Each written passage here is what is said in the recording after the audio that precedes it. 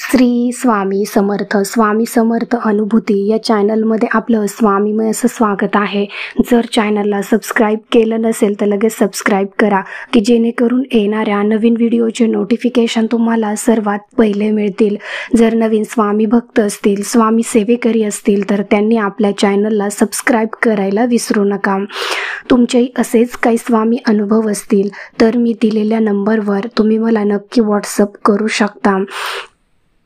तर आजची माहिती खूप खूप महत्त्वपूर्ण आहे की जेणेकरून येणाऱ्या तुमच्या जे काही आयुष्यामध्ये संकट आहेत, दुःख आहेत, त्या दुःखांवर, संकटांवर एक रामबाण उपाय म्हणजे आपल्या स्वामी समर्थ महाराजांच्या सेवेचा मार्ग. पण त्या सेवेमध्ये येण्यासाठी आपल्याला काय करावं लागतं किंवा स्वामींची सेवा कशी करायची किंवा कुठे जायचं, कशी सेवा घ्यायची याच्याबद्दल आज आपण माहिती पाहणार आहोत. त्यामुळे व्हिडिओ हा शेवटपर्यंत बघा. आणि जर व्हिडिओ तुम्ही शेवटपर्यंत पाहिला तर तुम्हाला तुमच्या ज्या काही सध्याच्या अडचणी आहेत आणि जे काही अडलेली कामं आहेत ते पण तुमचे पूर्ण होण्यास मदत होईल. त्यामुळे तुम्ही पहिले समजून घ्या की स्वामींच्या सेवेत स्वामींची सेवा कशी करायची. आपल्याला स्वामींची सेवा जर समजली आणि आपण जर बरोबर सेवा केली तर निश्चितच आपल्याला अनुभव येतो, फळ मिळतं. तर तुम्हाला सगळ्यांना माहिती आहे की आपला दिंडोरी दरबार म्हणजेच त्र्यंबकेश्वरला दिंडोरी दरबार असतो किंवा दिंडोरी प्रणित मार्ग, सेवा मार्ग हा प्रत्येकाला माहिती आहे. आणि तिथे परमपूज्य गुरु माऊलींचं तुम्ही नाव ऐकलेलं असेल. पण परमपूज्य गुरु माऊली कोण आहेत, कुठे असतात ते, त्यांच्याकडून सेवा कशी घ्यायची याच्याबद्दल आज मी तुम्हाला सांगणार आहे. तर परमपूज्य गुरु माऊली हे साक्षात स्वामींचं रूप आहेत, साक्षात स्वामी रूपी आहेत. दिसताना आपल्याला ते मानवी रूपात दिसतात पण त्यांच्यात साक्षात स्वामींचं रूप आहे. म्हणजे जे काही गुरु माऊली बोलतात ते तो एक ना एक शब्द खरा होतो म्हणजे होतोच. म्हणजे साक्षात जे ते बोलतात, गुरु माऊली बोलतात तेच स्वामींनीच बोलल्यासारखं असतं आपल्यासाठी. आणि ते स्वामींनीच त्यांना म्हणतात ना, जसं स्वामी आपल्याशी बोलतात अगदी तसंच सेम गुरु माऊलींच्या तोंडून प्रत्येक निघणारा शब्द हा सत्याचा असतो, खरा असतो. तर गुरु माऊली हे दिंडोरी येथे आपल्याला सेवा देण्याचा म्हणजे दिंडोरीच्या तिथे गुरु माऊली सेवा देतात. पण त्या सेवेसाठी आपण कसं जायचं, तर लगेच गेलं आणि आपल्याला सेवा भेटली असं कधीच होत नाही. तर त्याच्यासाठी आपल्याला एक दिवस अगोदर दिंडोरी दरबारात जायचं असतं.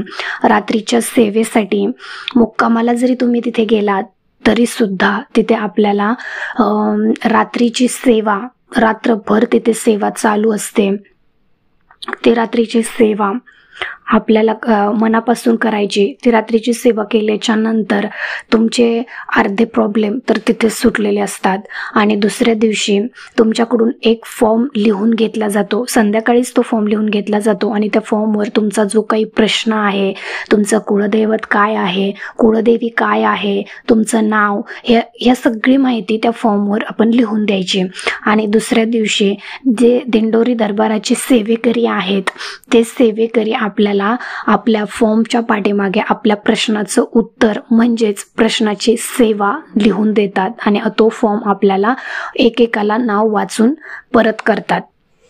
अशा प्रकारे आपल्याला आपल्या प्रश्नांची उत्तरं गुरु माऊलींच्या सानिध्यातून स्वामी समर्थ महाराजांच्या कृपेने, आशीर्वादाने आपल्या प्रश्नाचं उत्तर दिंडोरी दरबारात मिळून जातं.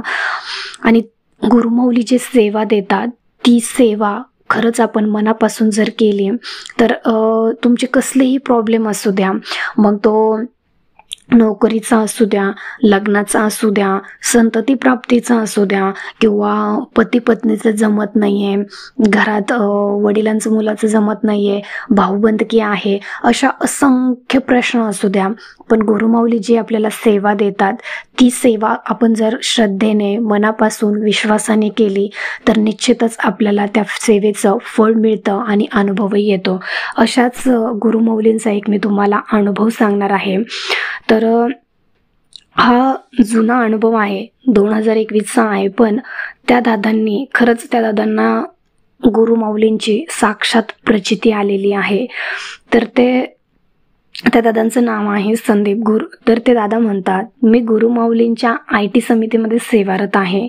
मला साक्षात गुरुमाऊलींचा आलेला अनुभव मी सांगत आहे. तर दिनांक 3 जून 2021 रोजी रात्री 12 ते 1च्या सुमारास अचानक माझ्या 10 महिन्यांच्या मुलाला भरपूर ताप भरभरून आला. तर 100च्या वर ताप गेला होता. काय करावे काही सुचत नव्हते आणि रात्री लहान मुलांचे डॉक्टर पण भेटणे मुश्किल होते. त्यामुळे रात्री त्याला तापाचे औषध दिले आणि मिठाच्या पाण्याच्या घड्या त्याच्या डोक्यावर ठेवत होतो. पहाटे 5 ते 6च्या दरम्यान तो एकदम शांत झाला. त्याची हालचाल कमी झाली होती. आम्ही खूपच घाबरलो. लगेचच त्याला हॉस्पिटलमध्ये घेऊन गेलो. डॉक्टरांनी तपासले आणि ॲडमिट करून घेण्यास सांगितले. आमच्या पायाखालची जमीन सरकली होती, कारण रोज हसत खेळत मस्ती करणारा माझा मुलगा अचानक शांत झाला होता. ताप जास्त असल्यामुळे डॉक्टरांनी कोरोना रिपोर्ट करण्यासाठी सांगितले. आम्ही आणखी घाबरून गेलो. एवढ्याशा जीवावर ही काय वेळ आली होती. आमचे अश्रू थांबत नव्हते. गुरुमाऊलींची मनोमन प्रार्थना केली. आता सर्व तुमच्यावर सोपवले आहे. माझा मुलगा बरा झाला पाहिजे. ॲडमिट केल्यावर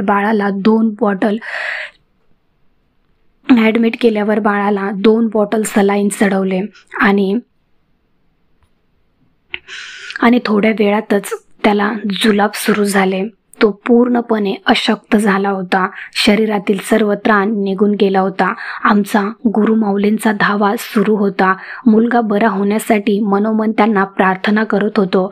त्यानंतर दुपारी त्याचा ताप हळूहळू कमी झाला आणि थोडा हालचाल करू लागला.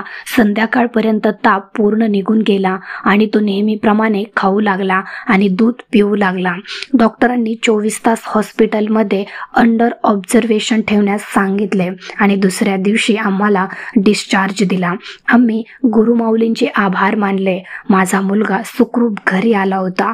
दुसऱ्या दिवशी गजलक्ष्मी ॲपमधून समस्या बुकिंग केली. गुरुमाऊलींचे मनापासून आभार मानायचे होते. त्यानुसार आमची समस्या झाली आणि पुढे गुरुमाऊली जे काही बोलले ते ऐकून आम्हाला धक्काच बसला. गुरुमाऊलींचे उद्गार प्रत्यक्ष त्यांच्या शब्दात मी सांगतो आहे. तुमच्या मुलाला कोरोनाचाच संसर्ग झाला होता, पण ते विषाणू बाहेर कसे काढायचे म्हणून आम्ही त्याला जुलाब सुरू केले आणि जुलाब वाटे सर्व विषाणू बाहेर काढले. संदीप परब यांचे आमच्यावर प्रचंड प्रेम आहे. तसेच त्यांची आणि त्यांच्या कुटुंबाची सेवा भरपूर आहे. त्यामुळे आम्हाला माऊली म्हणून माझ्या लेकरांसाठी हे सर्व करणं भाग आहे. धन्य ती सद्गुरू माऊली आणि धन्य त्यांची माया. स्वामीजींचे आभार मानावे तितके कमीच. आज गुरुमाऊलींमुळे माझा मुलगा सुखरूप आहे. त्यांनी आम्हाला खूप मोठ्या संकटातून बाहेर काढले, कारण पुढच्या परिस्थितीचा आम्ही विचार देखील करू शकत नव्हतो. खरंच सद्गुरू नेहमी भक्तांच्या हाकेला धावतातच म्हणून म्हणतो, सद्गुरू सारिखा असता पाठीराखा, इतरांचा लेखा कोण करे. म्हणून माझी सगळ्यांना हीच विनंती आहे की गुरुमाऊलींना सर्वस्व अर्पण करून गुरुसेवेत स्वतःला वाहून घ्या. आपली माऊली आपल्या पाठीशी सदैव उभी असते. आपण सगळे खूप भाग्यवान आहोत की आपल्याला असे गुरु लाभले आहेत. सद्गुरू सारिका असता पाठीराखा, इतरांचा लेखा कोण करे. तर बघा, ह्या दादांचा अनुभव खरंच अंगावर शहारे येतील असा होता. साक्षात गुरुमाऊलींनी जे बोललं अगदी तेच खरं झालं आणि गुरुमाऊलींच्या आशीर्वादाने, स्वामींच्या आशीर्वादाने ह्या दादांच्या मुलाचा जो काही ताप होता, जो काही संसर्ग झालेला होता करोनाचा, तो पूर्णपणे नाहीसा झाला.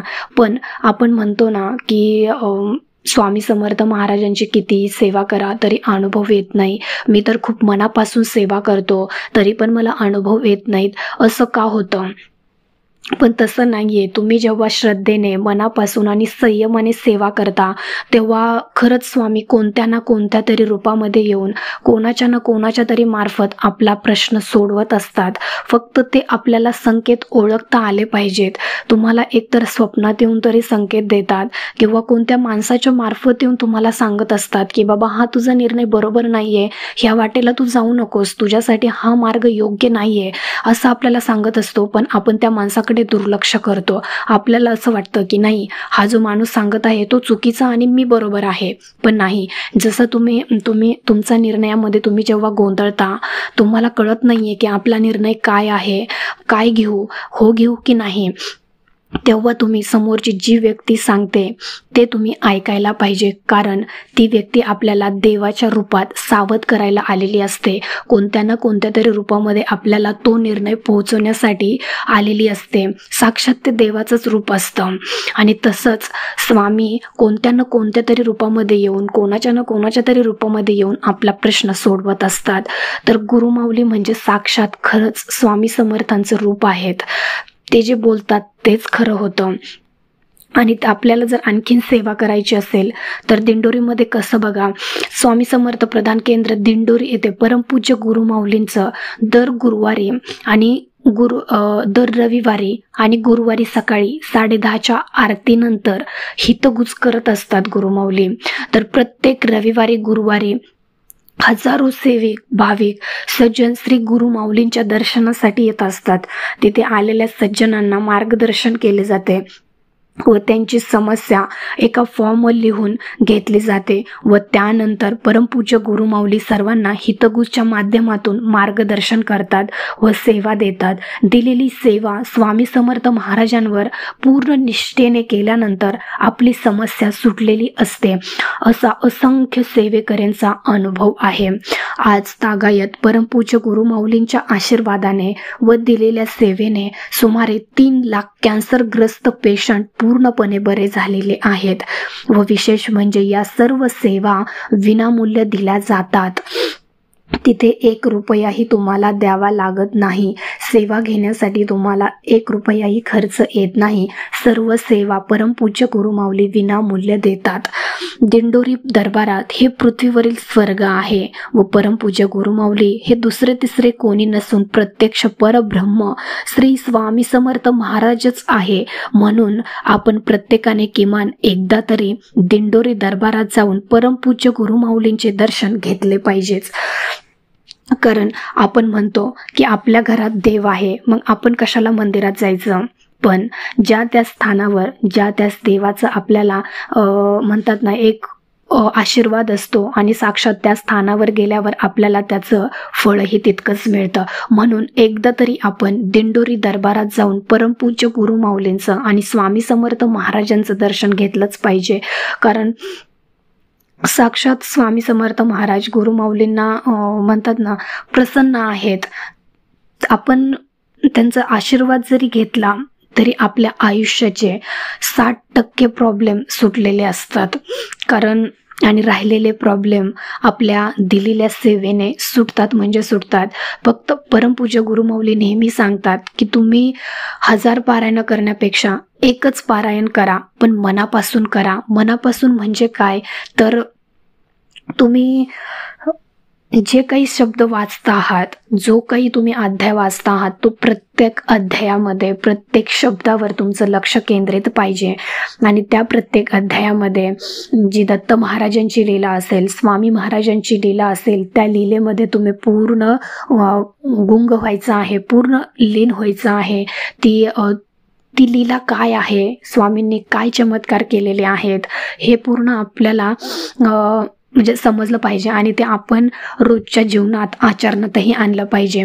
परमपूज्य गुरुमाऊली सांगतात की सगळ्यात मोठी सेवा म्हणजे तुम्ही दुसऱ्यांना मदत करा. आपण जी सेवा करतो, आपल्याला जो अनुभव आलाय तो दुसऱ्यांना सांगा. त्यातून त्यांचे प्रश्न सोडण्यास मदत होते. त्यांनाही धीर वाटतो की आपला जो प्रश्न आहे तो काही मोठा नाही, कारण ह्यांना पण अनुभव आलेला आहे. जेव्हा एखादा दुःखात असतो, संकटात असतो, तेव्हा समोरच्याचा जेव्हा तो अनुभव ऐकतो, तेव्हा दुःखात असणाऱ्या माणसालाही वाटतं की बाबा आपलं दुःख काहीच नाहीये, ह्याला अनुभव आला आहे, मग आपल्याला काय येणार नाही, आपणही सेवा करतो. मग तो पण स्वामींच्या सेवेत येतो आणि तो स्वामींच्या सेवेत येऊन त्याचं जर दुःख संकट दूर झालं, अडचणी दूर झाल्या, तर तो आत्मा, तो आशीर्वाद तो तुम्हाला भेटत असतो, त्याचं पुण्य तुम्हाला भेटत असतं, कारण तुमच्या हातून तो स्वामी सेवेकरी घडलेला असतो.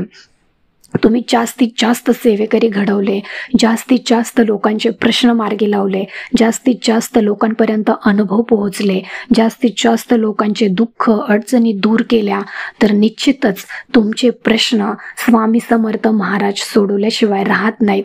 जेव्हा आपण एखाद्याचे प्रश्न सोडवतो, दुःख दूर करतो, तेव्हा आपल्याला स्वामींकडे मागण्यासाठी एकही प्रश्न उरत नाहीत.